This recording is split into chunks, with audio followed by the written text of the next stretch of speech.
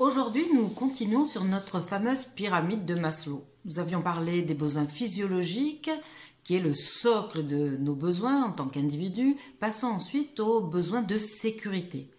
Dans les besoins de sécurité, il y a plusieurs types de sécurité. Il y a d'abord la sécurité affective, celle que vous avez peut-être déjà réussi à construire, j'espère, avec vos enfants, cet étayage qui leur permet de savoir que vous êtes toujours présent pour eux, mais en même temps en leur fixant des limites que vous vous appliquez à vous-même parce qu'un enfant apprend beaucoup par imitation. Et puis il y a la sécurité psychique. Dans la situation de confinement que nous vivons, les enfants voient bien que la vie ordinaire est comme suspendue, qu'il y a un isolement qui est imposé à tous. Il y a besoin de parler cette situation. Nos enfants sont nécessairement affectés par ce contexte. D'autant plus, par exemple, si leurs parents sont soignants et ils peuvent être inquiets pour eux.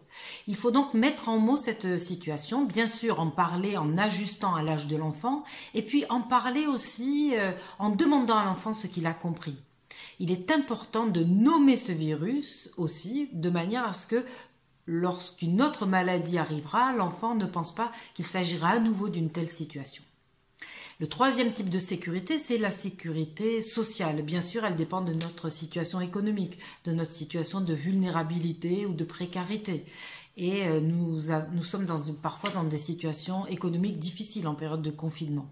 Là aussi, le conseil à donner, la petite clé à donner, c'est d'en informer les enfants de manière juste, adaptée, sans que l'angoisse de l'enfant ne soit trop forte s'il n'en entend pas parler. Et enfin, la sécurité scolaire. Il va se demander comment je vais faire pour le CP, le brevet ou le bac. Bref, le rassurer. Ne pas en rajouter si les devoirs ne sont pas tous faits, rien n'est perdu. Si l'enfant renacle, essayez les petites pistes ludiques que je vous ai données jour après jour. Faites-en votre allié. Et si c'est un adolescent, par exemple, profitez-en pour penser à l'orientation. On étudie mieux lorsqu'on a un projet. À demain pour la suite de notre pyramide de Maslow.